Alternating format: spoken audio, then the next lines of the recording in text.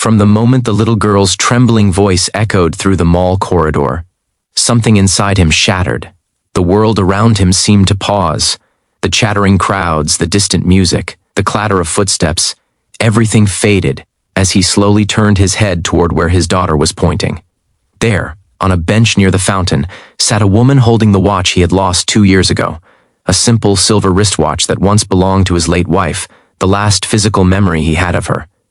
His heartbeat stumbled, his breath tightened, and a cold wave washed through his chest. The watch wasn't just an object, it was a piece of his soul. Seeing it in someone else's hands felt like watching a ghost resurrected from a past he never fully healed from, and he had no idea how it ended up with that woman, or why fate decided to confront him today. If you believe in kindness, second chances, and the beauty of unexpected life connections, please like, comment, share, and subscribe. Your support helps us bring more emotional stories to life. He stood frozen, unable to move, with his daughter clutching his fingers tightly, as if sensing his discomfort. The mall lights reflected off the fountain, scattering sparkles across the tiled floor, but he barely noticed. All he could see was that watch, the very one he had lost on a stormy night, the night everything collapsed. It had been the anniversary of his wife's passing, and he had gone to visit the place where they had shared their last happy outing together. He remembered standing by the old bridge, trying to speak to the empty air as though she were listening. When he finally walked away, he didn't notice the clasp on the watch had loosened. When he reached home and realized it was gone, he felt as though someone had snatched the last fragile thread connecting him to her. He searched for days, filed a report, asked people everywhere. But nothing surfaced. It was simply gone. And now, inexplicably, it was here, in the hands of a stranger. He took a slow breath and forced his feet to move, gently guiding his daughter along. His mind raced with questions. Was she a thief? Did she buy it unknowingly? Was this a coincidence or something more? His daughter looked up at him with curious eyes, sensing a heaviness she couldn't name. She had been only 4 months old when her mother died. She never knew the warmth of her mother's arms, never heard her laughter. All she had left was the stories he told her and the watch he kept hidden in a velvet box. As they approached, the woman lifted her head, and their eyes met. She looked to be in her early 30s, with tired but kind features, the kind of face carved by quiet endurance. She held the watch delicately, as though it were something precious. When she realized he was approaching with intent, a flicker of caution crossed her eyes, but she didn't hide the watch or try to leave. Instead, she simply closed her fingers around it gently, as if protecting it. He stopped a few steps away, swallowing the tension in his throat. Something about her posture, about the softness in her expression, made him feel she wasn't someone who stole things. She seemed more like someone who had lost much in her own way. He opened his mouth to speak, but before he could, she looked down at the watch and whispered almost to herself, "It looks just like the one my brother found 2 years ago." He felt a sting of recognition. 2 years ago, the same time he lost it. She told him that her younger brother, a kind-hearted man known for helping strangers, had found the watch near the old bridge during a heavy night of rain. He had tried to find the owner, posting on local groups and asking vendors in the area, but no one came forward. He kept it safely, hoping one day someone would search for it. But life had a cruel way of stealing time.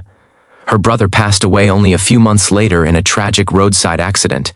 The watch had been the last thing he had ever spoken about, how he wished he could return it to the rightful owner. She held the watch close to her chest as she spoke, tears softening her voice. "I found it in his things this morning. I came here to clear my head. I still don't know why he kept it so close. Now I'm beginning to understand." He felt his chest loosen as though he had been holding his breath for years. The watch wasn't stolen. It hadn't been lost forever. It had simply passed through the hands of someone good, someone trying to help. And now fate had brought it back through the most unexpected connection, through the grief of another. He explained everything, how the watch belonged to his late wife, how he had lost it on the anniversary of her passing, how he had searched everywhere. As he spoke, he noticed the woman's expression shift from solemn to deeply empathetic. It was as if their griefs, although different, resonated in some unspoken harmony. She stood slowly, her fingers trembling slightly as she extended the watch toward him. For a long moment, he hesitated. It felt strange to take it back after it had traveled so far through someone else's story. But when his daughter tugged at his hand and whispered that her mommy would want him to have it, he finally reached out. The cool metal pressed into his palm felt like reclaiming a lost heartbeat. But then something happened he didn't expect. The woman didn't step away. Instead, she stood watching him with an expression that carried both pain and hope. She confessed that losing her brother had shattered her world. He was the only family she had left after her parents died years earlier. His kindness was her anchor, and without him, she felt adrift in a life that no longer felt meaningful. Holding the watch, the last thing he had genuinely cared about, had been her way of keeping him close. Hearing her story, he felt a familiar ache.